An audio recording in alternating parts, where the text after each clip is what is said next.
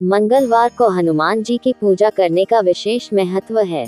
हम जब भी किसी हनुमान मंदिर जाते हैं तो हनुमान जी की मूर्ति सिंदूर से रंगी हुई दिखाई देती है। प्रत्येक मंगलवार को बूंदी और लड्डू के साथ हनुमान जी को सिंदूर भी अर्पित किया जाता है। इसके अलावा हनुमान जी को सिंदूर का चोला भी चढ़ाया जाता है। हनुमान जी को सिंदूर बहुत प्रिय है। इसे अर्पित करने से हनुमान जी जल्दी प्रसन्न हो जाते हैं, जिसकी वजह से भक्तों के जीवन में सुख समृद्धि का आगमन होता है। इसी कृपा की वजह से हनुमान जी को सिंदूर लगाया जाता है। पर आखिर सिंदूर उन्हें इतना प्रिय क्यों है? इसके पीछे प्रचलित एक पौराणिक कथा के अनुसार लंका से लौटने के बाद एक दिन माता सीता मांग में सिंदूर भर रही थी। तभी हनुमान जी ने माता को सिंदूर लगाते हुए देखकर पूछा, माता एक बात पूछूं?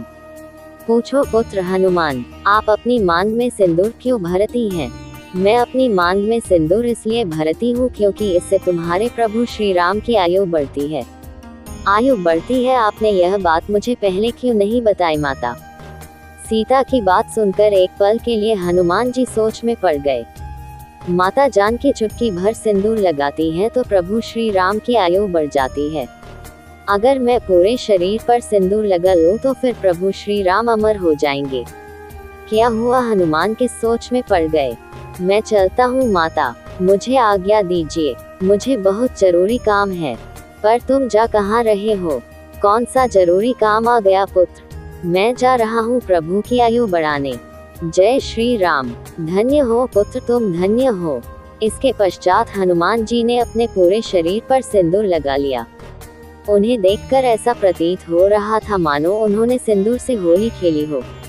हनुमान जी ने सोचा कि अगर थोड़ा सा सिंदूर लगाने से प्रभु को इतना लाभ है तो पूरे शरीर पर सिंदूर लगाने से प्रभु श्री राम अमर हो जाएंगे। तभी श्री राम और लक्ष्मण वहां आ जाते हैं। एक पल के लिए तो वे दोनों हनुमान जी को उस रूप में पहचान ही नहीं पाते। लक्ष्मण, ये कौन है?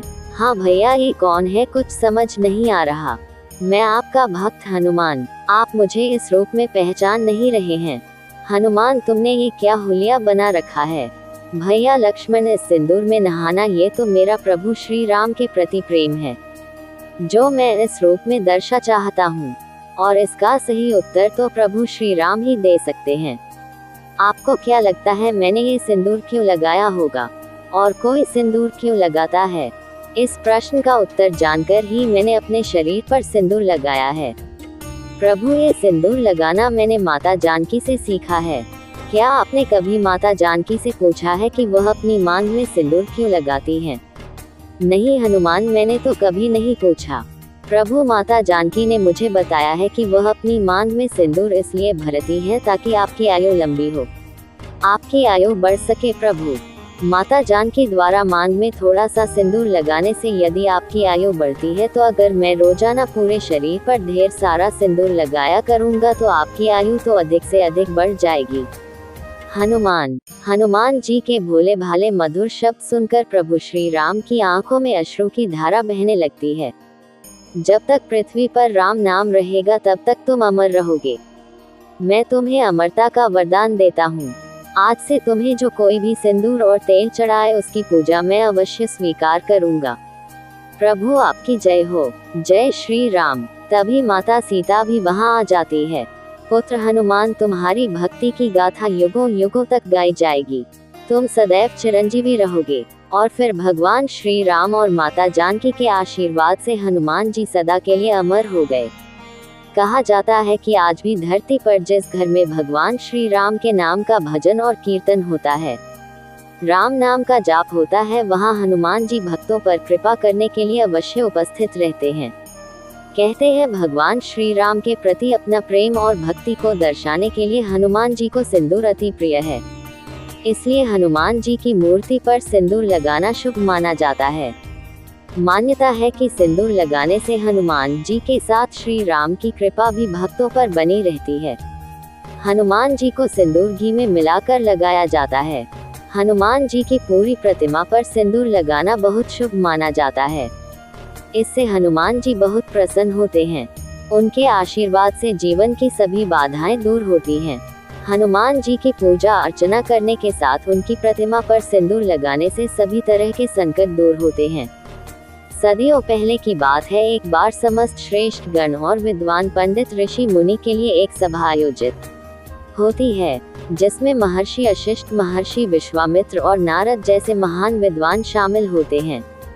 वह सभी आपस में इस बात पर चर्चा करते हैं कि भगवान राम का नाम स्वयं राम के अस्तित्व से बड़ा है।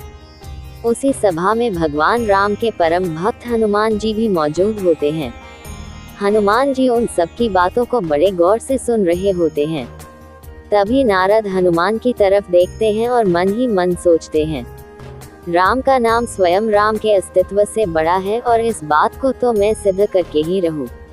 कुछ देर बाद सभा का समापन होता है। सभी ऋषिगण वहां से प्रस्थान के लिए खड़े होते हैं, तो हनुमान जी सबके अभिनंदन के लिए खड़े होते हैं।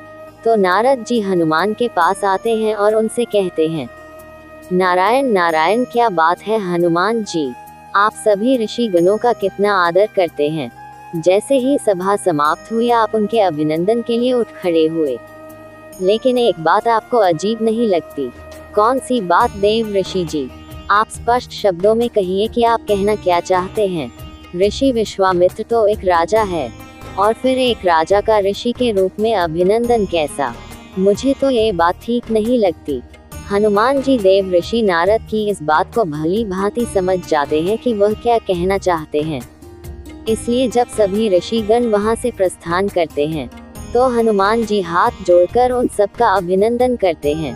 लेकिन ऋषि विश्वामित्र के जाने पर वह ऐसा नहीं करते, जिससे इसे अपना अपमान समझकर ऋषि विश्वामित्र बहुत क्रोधित हो जाते हैं और वह चिल्लाते हुए राम के पास जाते हैं और कहते हैं, हे राम, तुम्हारे भक्त हनुमान ने मेरे अलावा सभी ऋषिगणों का अभिनंदन किया और जानबूझकर मेरी अनदेखी की। इसका दंड तो उसे मिलना ही चाहिए। ऋषि विश्वामित्र भगवान राम के गुरु थे, जबकि हनुमान उनके प्रिय भक्त। दोनों ही महत्वपूर्ण थे, मगर इस संसार में गुरु का स्थान तो सबसे ऊंचा होता है। इसलिए राम विश्वामित्र के शब्दों की अवहेलना नहीं कर सकते थे। काफी सोच विचार करने के बाद राम विश्वामित्र जी से कहते हैं, हे गुरुदेव, आप ही बताएं कि इस अवहेलना के बदले हनुमान को क्या दंड दिया जाए। उनकी बात सुनकर ऋषि विश्वामित्र क्रोधित हो जाते हैं और उनके ऊंचे स्वर से समस्त सभा कांप जाती है।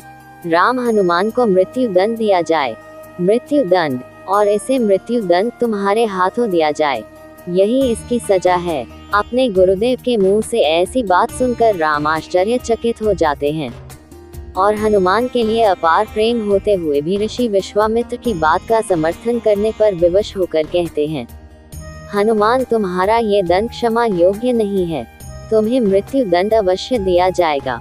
जैसी आपकी इच्छा प्रभु, आपके हाथों मृत्यु पाना तो मेरा सौभाग्य होगा। श्री राम अपने गुरुदेव की बात का मान रखते हुए हनुमान को मृत्युदंड देने के लिए तैयार हो जाते हैं और हनुमान जी असमंजस में पड़ जाते हैं। मगर तभी नारद उनके पास आकर कहते हैं, नारायण नारायण, राम भक्त हनुमान, मेरी मानो तो राम नाम में लीन हो जाओ। हो सकता है उनके नाम में लीन होने से स्थिति में परिवर्तन हो जाए। नारद की बात मानकर हनुमान जी जंगल के बीचों बीच एक पेड़ के नीचे बैठकर राम नाम का जप करने लगते हैं।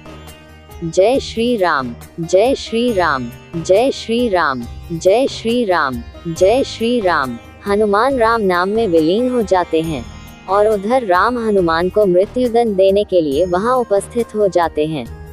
का विधान भी कितना अजीब है। जो अपार स्नेह का भागी है, आज उसी को मृत्यु दंड देने को विवश हूँ।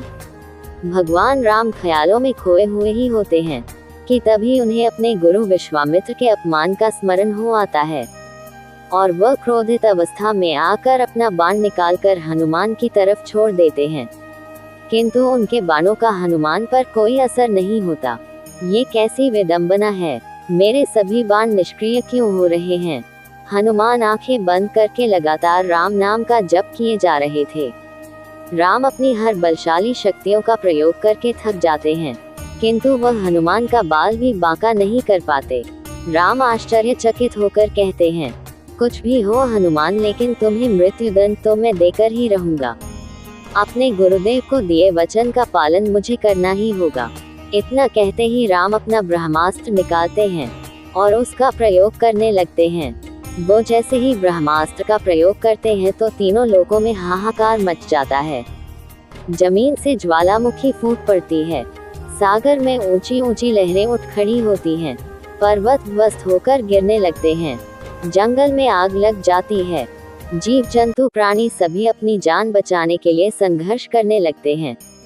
किंतु राम नाम में लीन हनुमान अभी भी राम नाम के जप में लीन रहते हैं। उन पर ब्रह्मास्त्र भी बेअसर रहता है। राम नाम का जप हनुमान के लिए सुरक्षा कवच का काम करता है। इतनी प्रलय और राम नाम की शक्ति देख नारद ऋषि विश्वामित्र के पास जाते हैं और उन्हें सारी सच्चाई बता देते हैं। फिर ऋषि विश्वामित्र राम को अपने वचन से मुक्त कर देते हैं। नारद ये सिद्ध करने में सफल हो जाते हैं कि राम नाम की शक्ति स्वयं राम के अस्तित्व से कई गुना अधिक शक्तिशाली है।